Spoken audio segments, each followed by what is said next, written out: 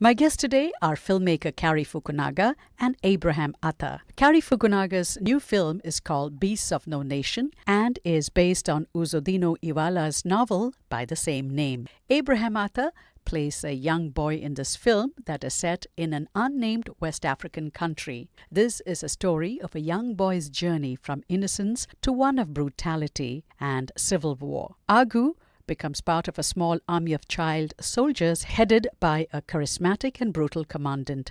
Idris Elba plays the role of the commandant, and Attah makes his debut as the young Agu. Welcome to San Francisco, Abraham. Thank you. Welcome. Thank you for having us. How does it feel to be back in the Bay Area? You know, I'm from here. I'm from the East Bay, so I come back periodically to visit my family. So it's always like coming home. Congratulations on your new film, Beasts of No Nation. This is based on a novel which you first read as a student at NYU. Why did it take you 10 years to make this film? Well, one, it's a very difficult film to make. It's for most, I think, producers or financiers or studios who read it, it seems unmakeable just given the content and the subject matter. It took that long because, you know, I wrote it right off the bat, right when we first optioned the book in 2006. But I was still making Sin Nombre at the time. And after Sin Nombre, when I was ready to make it, Focus decided, the studio who it was attached to, decided they weren't making it.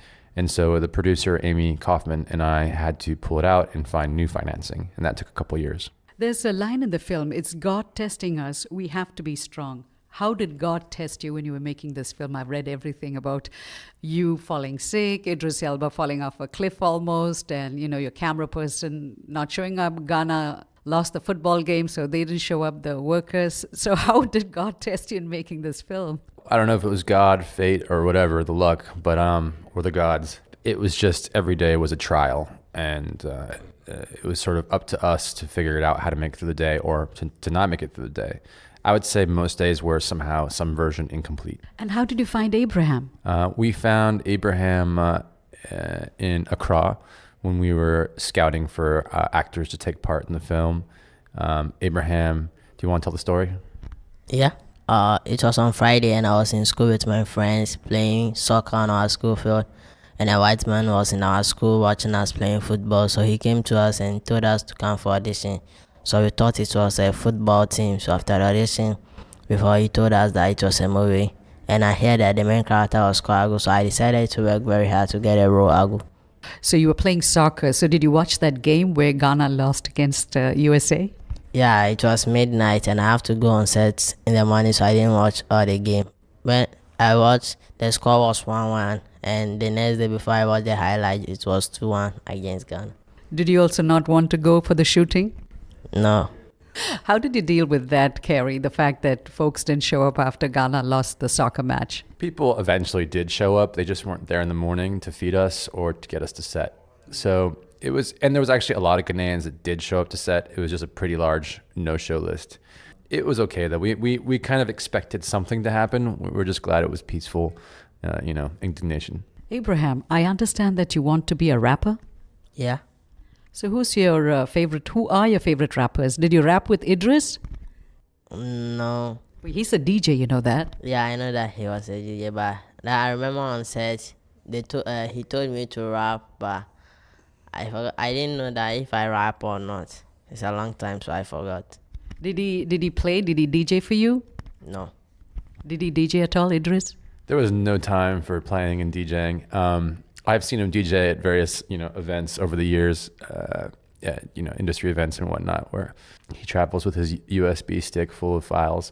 But there wasn't really any parties on Beasts of No Nation. I want to go back to your first film that you made as a student, Victoria Paracino, with your mother.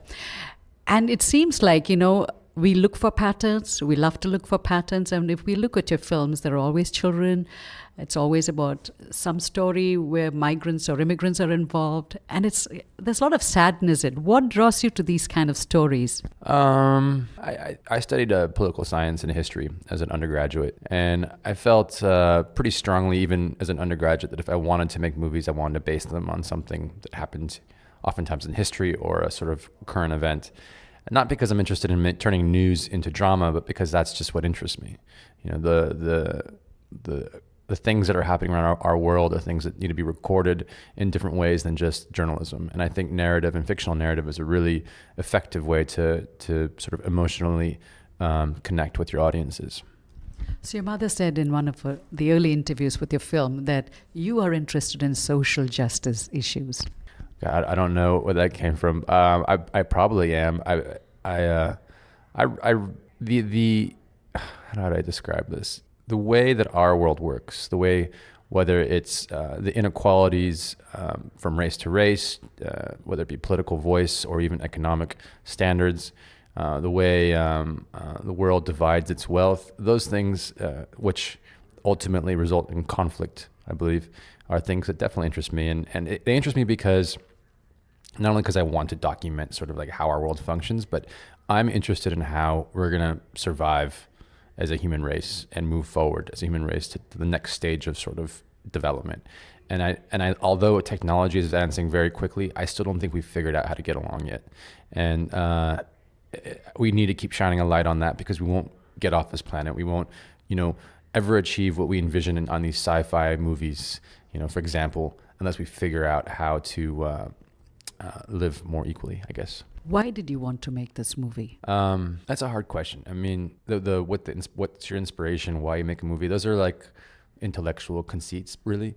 And I think for me, like, it's really hard to define or even to try to hone in on my own sort of internal fuel, if you will, in terms of why I make certain projects. I try not to think about it too much. There's just things I see or feel, and I want to turn those into movies. This is not a deep question. I think it's like, we are drawn to some stories, we're drawn to a piece of music, and sometimes we can't explain it, but there could be a value system within us that resonates with that book. I don't know. So that's why I was asking, why? Because this is a troubling movie in one sense, because it's about boy soldiers. I mean, and this is such a huge problem.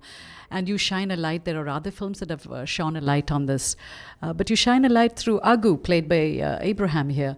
So what was it about the book? That's what I said. What was it about the book that drew you to make this film? I think it was the wholeness of the narrative. And what I mean by wholeness is the complete arc of the character. A lot of times in these movies, you're just shown a moment in the experience, and sometimes they feel sensational and exploitative because you're just seeing the violence, and you don't see who this person was before or after. And the before or after is more interesting to me, actually, than the actual war aspects of it. Obviously, we need to see that to understand the brutality of and the trauma that he experiences as a soldier. But it's important to spend more time, and had I had more time, I would have spent more time in the shelter at the end, because that's actually what really interested me. So Abraham, how did you prepare for the film? Well, when I got a role. Well, during the audition, I was doing some practice with Cary and my acting coach. So after, when we went on set to start shooting a movie, sometime I did rehearsals in the hotel that I was in with my acting coach. And if I go on set, I do rehearsals with Cary before starting shooting when he's having a free time. And are you excited that you won an award? Yeah. And what was it like to be in Italy? Yeah, nice, because I was not expected to get this award. Oh, really? Yeah, and I got it. Okay. What are you going to be doing next? Acting? Yeah, I will still be doing acting. So you want to become the next Idris Elba? Yeah. Cool. I have a question about, again, I'm looking at patterns, and I read an article where you had mentioned Sam Peckinpah. And I've always been drawn to your films, and landscape plays a role, and the texture. In this film, it's the richness of Ghana, the red soil, the different shades of green. And I'm thinking, did Sam Peckinpah influence you in any way? I think I was probably referencing Peckinpah. Was that for Sin Nombre or for... It was, Peckinpah is an incredible director, as are many, many others over the course of cinema. I think it's important to have an encyclopedic knowledge of movie making, which I have yet to achieve that encyclopedic knowledge. But, directors like Scorsese and Tarantino, they can reference any single movie in a heartbeat. And that's access to language established by many masters of the craft. And as we're trying to find ways to express whatever we have inside ourselves as directors and writers in this medium, knowing what people have done in the past is like is the key. And it's not about ripping off what they've done, but it's about understanding the effectiveness of the style and message. You mentioned language, and language was very, very interesting in this film. It was almost like, it reminded me of the Apostle. You know, the rhythm, he was almost like a Baptist minister in the way he says, yes, sir, who are you? You know, who's this thing? You know, so the rhythm, the cadence of the dialogue reminded me of, shall I say a minister? Is that the right word? I mean, it's not unlike that style of charisma, that style of moving your flock, so to speak, it could be definitely compared to that of a minister. I mean, if you think about even the way Southern style revival churches work, that's very much influenced, I think, by African culture and the African influence via the slave experience in the South into Christianity, and the call out and answer is a big part of a lot of African traditions in song and in sort of in ceremony. So maybe that's full circle there. What about this Netflix changing the game here? I'm not sure if they're changing the game as much as they're taking over the game. And just by sheer force. This is a tricky one for me, because part of my thing with Netflix is that it's been amazing they picked up the film. It's amazing that they're showcasing it as their first original. They acquired it when the movie was finished, and they've made the film known around this country, certainly, and then now around the world. And so people are going to get a chance to see it. So that's the incredible part about it. The tricky part is that I still want people to see this in the cinema.